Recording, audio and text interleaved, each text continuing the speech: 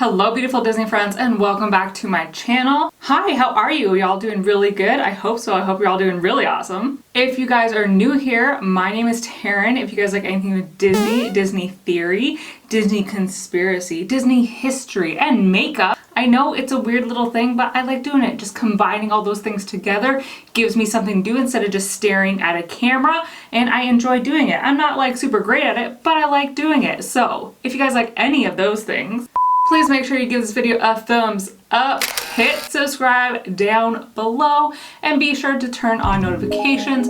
That way you guys can see these videos all the time. I upload these types of videos on Tuesdays and I have bonus videos on Fridays, so make sure you go and check those out as well. Today's story is a paranormal one. I thought, you know what, it's Walt Disney World, so let's talk about the man himself, Mr. Walt Disney. There are many conspiracies around Mr. Walt Disney himself, but the story we are talking about today is not just Walt, it's actually about his apartment, his living quarters, where he actually stayed in Disney, and this mysterious light that always seems to be on. It is there to symbolize that Walt, although his body is gone, his spirit is there, but maybe there's something a little bit more sinister to it. Maybe there's a reason. Nay, maybe there is an order that this light needs to stay on. If you guys want to know what kind of makeup I am using, everything will be listed down below. Other than that, here we go! Name that movie. So the actual construction of Disneyland started in 1954, and it became pretty apparent to Walt pretty much right away that he was going to have to be on hand quite regularly and a lot. So he lived in downtown LA and he was going to have to make this drive quite often. And after a few weeks of doing this, Walt realized that he needed to be on site as much as he possibly could. Walt realized he needed to be there to oversee all the construction, and he needed to be there for all of the important decisions that basically needed to happen. And he was also like coming up with decisions on his own pretty much in the middle of the night and in the morning, and he needed to be there right away to make any adjustments that he needed to make, you know, pretty much right away before people even started working. A lot of construction crews that were getting there like really early in the morning, anywhere between 4 to 5 a.m. And so Walt realized that, hey, I need to be there for all of these things that are going on. I need to have my hand in this. I can't be just coming down a few times a week. I need to be there. I need to have a place on property that I can just be. If people need me, they just come and get me, or I'll be there on hand to say, yes, I want it that color. Yes, I want this over there. Yes, I want a garbage can over here, and over here. Once the construction actually started, Walt decided that he was going to be living on top of the fire station. Now, Walt actually picked the fire station for a number of reasons. One of the reasons was he wanted to be close to the front of the park. So, I mean, it's basically the first building that you see. As soon as you walk in the park, it's right there, it's on the left. He wanted to be in the fire station because it actually was the building that overlooked the railway system. Walt absolutely loved any type of, you know, motor vehicle, but he was a big train man, so he was so happy to be right next to his own railway. Another reason he decided to have it in the fire station is that it was like in really close proximity to City Hall. City Hall is where they were basically, you know, making all the decisions. It was kind of the main hub. It was kind of the brains of the operation. So it was really just within walking distance, and Walt just liked the idea that it was so close. It was also off the beaten path, so where all the normal stores were, it wouldn't be right there, so it wouldn't be too close to all of the loud noises and all the people walking by. Walt also just really wanted it in this location because he really just liked firehouses, and he also just loved the idea of having a fire pole in his apartment, and he could just wake up every morning, slide down his fire pole, and it's all like, hi-ho, hi-ho. It's off to work we go, which I think is honestly pretty brilliant. I mean, then you're not walking up and down stairs, you just jump on your fire pole, slide down, saving time, looking badass while doing it, and just walking off to work. Although this would go into the category of we just can't have nice things because we can't take care of them. It would eventually become blocked off because people who were in the park wanted to see Walt, they wanted to see the apartment, so people were actually climbing up the fire pole, and in one in one case, someone actually did manage to get up the fire pole and broke into Walt's apartment. Like, what's wrong with you? That's breaking and entering. Like, don't be stupid. Now, if you guys have ever been to a Disney park, then you know that every part of a Disney park has its own certain design. So Disneyland was no exception to this, and Main Street had its own design. Main Street was designed in a Victorian and Edwardian, I think I'm saying that right, Edwardian design. So the front of the fire station was like this as well. It had all this design to kind of blend in, and it looked like, you know, a proper Victorian and Edwardian fire station. Now, although the front of the fire station did look like this, Walt actually gave Lillian Disney free range of the inside of the apartment. He felt like, you know, this is your apartment too. This isn't just my place. It's a place I want you to come to. I want the kids, the grandkids to come to. So I want you to feel like you're at home here. So I want you to design it however you feel fit. And so that's exactly what Lillian did. So in order to design the inside of this tiny apartment, Lillian enlisted the help of Emil Curry,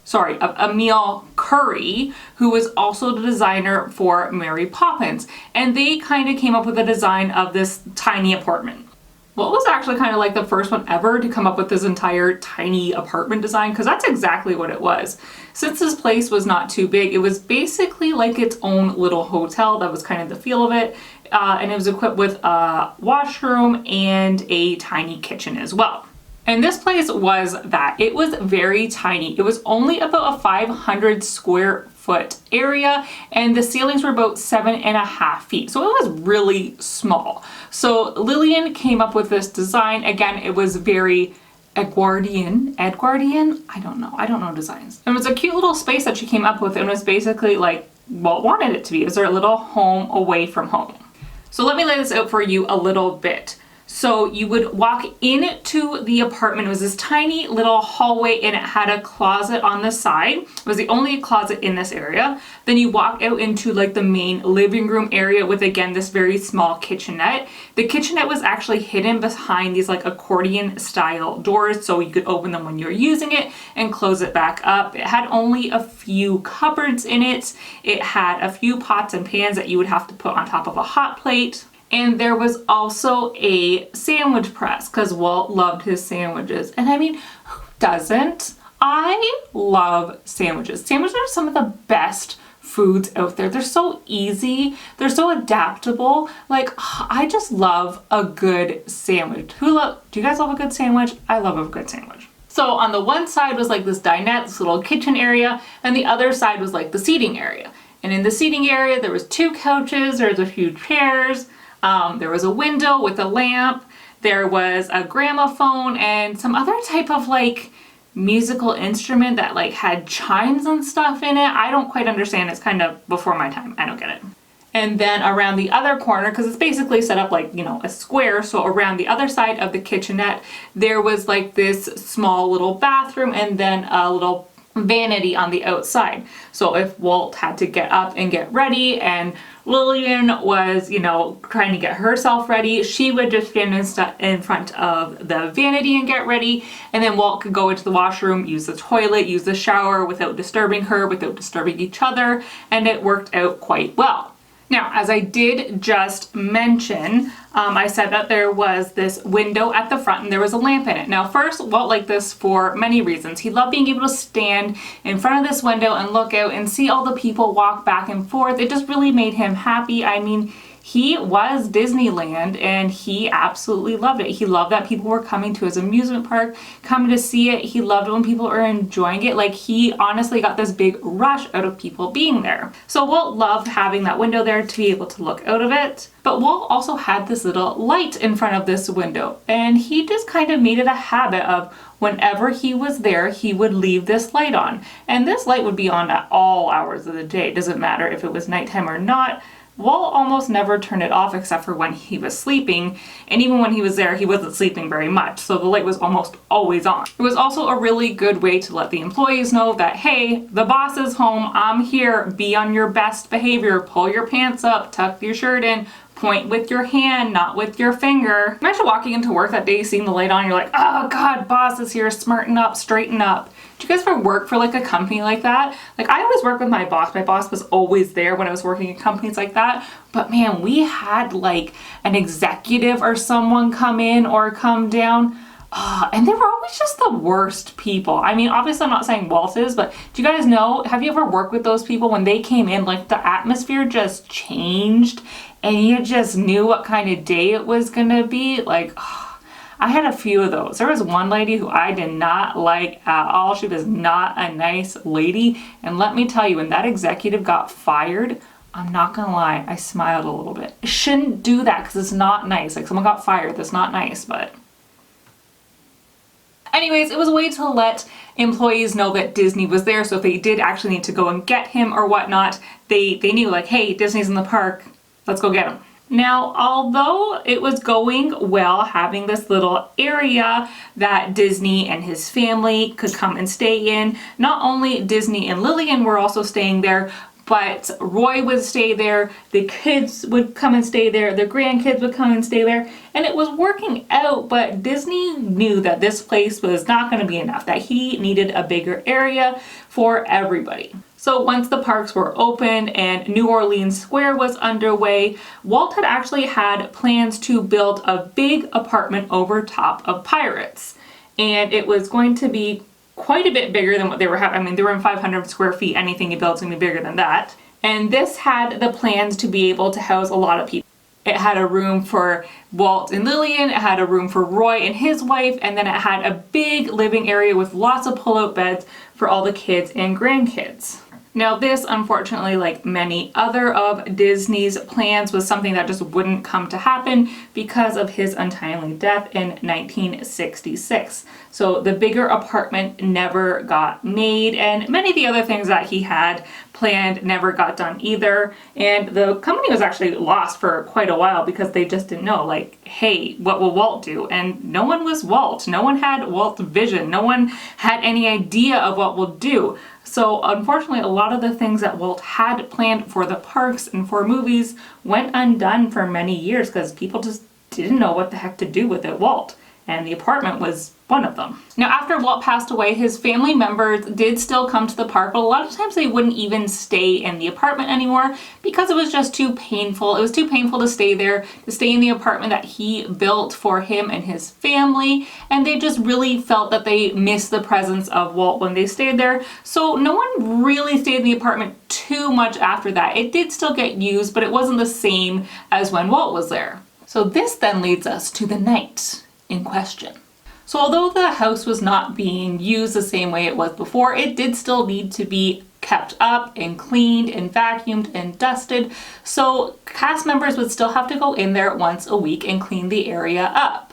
Now on this particular night, a cast member, and I couldn't find out who, I searched and searched to find an actual name, and I could only find out that it was a cast member, is a janitorial staff member, it was just a staff member, it was a lady who worked at the park, so I don't have a name, which I don't like.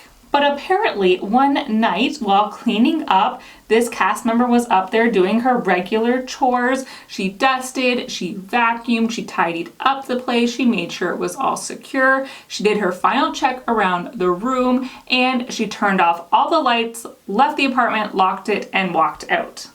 Now, side note here, there's actually a few different versions of this story, so I will include both of them. I will let you know which part comes into play.